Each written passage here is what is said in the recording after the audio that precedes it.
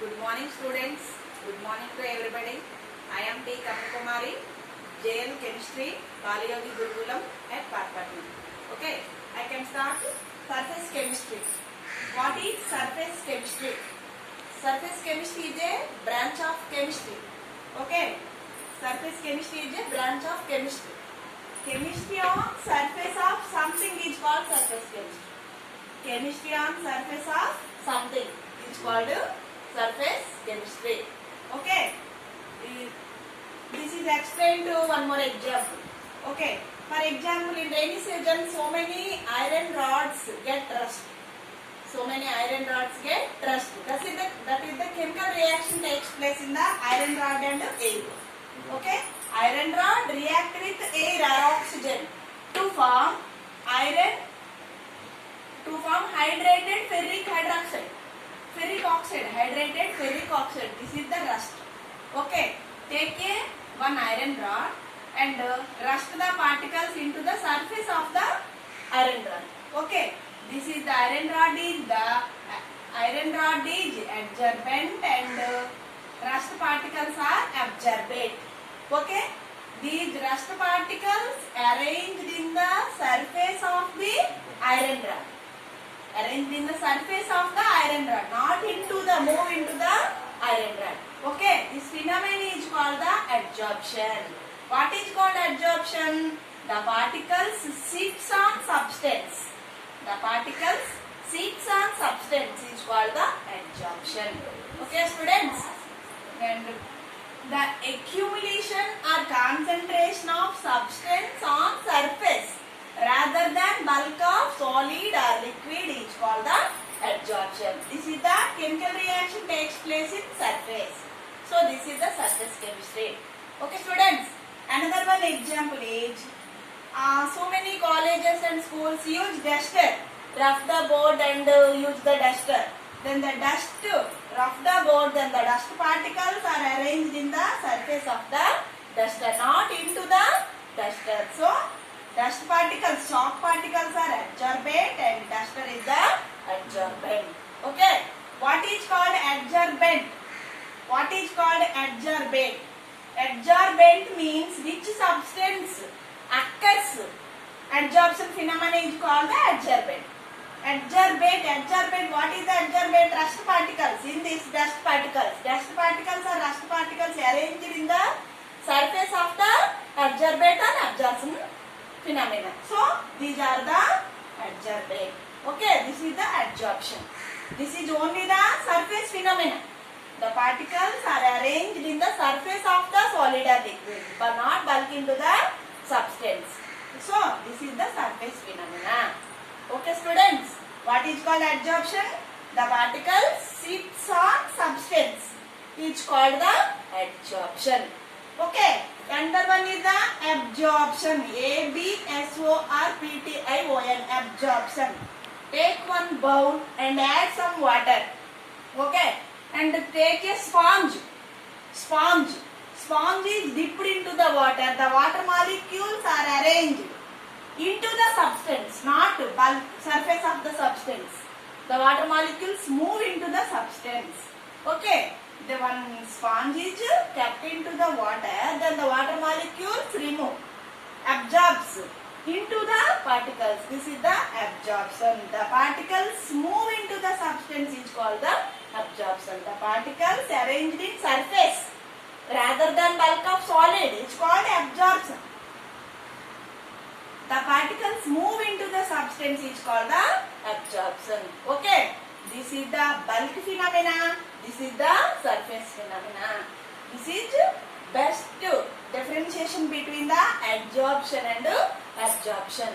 Okay, students. This is the adsorption and this is the absorption. Okay, students. Did you understand adsorption and absorption?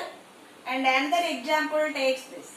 One beaker is taken and then ink, blue ink is taken in this, and the one chalk is kept into the ink pot. Then the chalk particles are arranged in the surface of the color particles are arranged in the surface of the chalk, and the water molecules are absorbed in the move into the substance. Water molecules Ink contains water and ink particles. That is the ink solution. Ink solution kept them on chalk, white chalk. White chalk absorbs and absorption. Both are takes place. Absorption and absorption. Then one see in chalk, color particles are arranged in the surface and water molecules move into the substance. So this is the sorption. Absorption and absorption takes place simultaneously. This is called the sorption. Okay students, this is sorption. Another one is the desorption. What is called desorption? The removal of adsorbate from the adsorbent is called the desorption. Removal of it. For example, in iron rod, rust particles are removed from the iron. Or in example of dust particles, that means chalk particles are removed from the duster. That phenomenon is called the desorption. Okay. Adsorbate, the removal of adsorbate molecules from adsorbent is called the desorption. Okay children, this is the adsorption, sorption and desorption. Another one is the adsorption is further classified into two types. Physical adsorption and another one is the chemical adsorption. Physical adsorption, chemical adsorption. Okay, what is the differences between physical adsorption and chemical adsorption? This is the most important one. What is the differences between physical adsorption and chemical adsorption? What is called physical adsorption? Physical adsorption, the adsorbate molecules are held to the surface of an adsorbent by weak van der Waals forces. By weak van der Waals forces, then it is the physical adsorption. Chemical adsorption means strong chemical forces. For example, in rusting of iron takes place, then the iron particles and rust particles are arranged in weak van der Waals forces. Both are weak van der Waals forces, then that is the physical adsorption. Then both are the strong chemical forces, that is called the chemical adsorption. Okay. Second one, it is generally non-specific in nature. It is physical adsorption is a non-specific in nature. This is the highly specific in nature.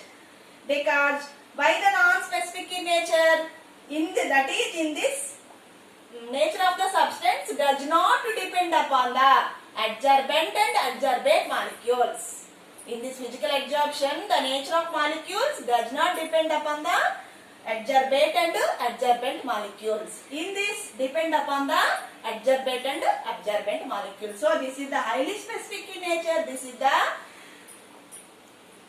low specific in nature, non-specific in nature. Okay, second one is the low enthalpy of absorption is observed in physical adsorption. Low enthalpy. This is high enthalpy.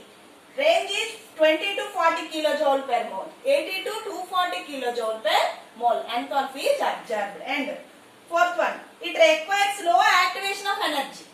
It requires low activation of energy. It requires high activation of energy. And fifth one, it favors low temperature, it favors high temperature.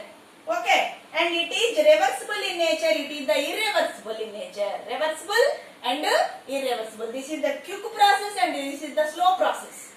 Quick process and slow process. For example, adsorption of various gases in charcoal. Adsorption of various gases in charcoal is called the physical adsorption. For example, N2 gas is adsorbed on the mica.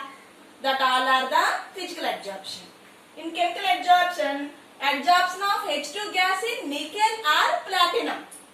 That is the chemical adsorption. Okay children, did you understand physical adsorption and chemical adsorption? What is called physical and what is called chemical? Weak van der Waals forces are there in adsorbent and adsorbate molecules. That is the physical adsorption. Strong chemical forces are there. That is the chemical adsorption. Okay. Second one is the highly specific in non-specific in nature, highly specific in nature, and it requires low enthalpy, it requires high enthalpy. It favors low temperature, it favors high temperature, and it is a reversible process, it is a irreversible process. It is a quick process, it is a slow process. Okay, what is the example of physical adsorption? Various gases are adsorbed in the charcoal. What is the example of chemical adsorption? H2 gas is absorbed in the nickel or platinum or palladium metals. Okay, this is the main part of the physical adsorption and chemical adsorption differences and absorption and absorption and sorption and desorption. Okay, students, thank you.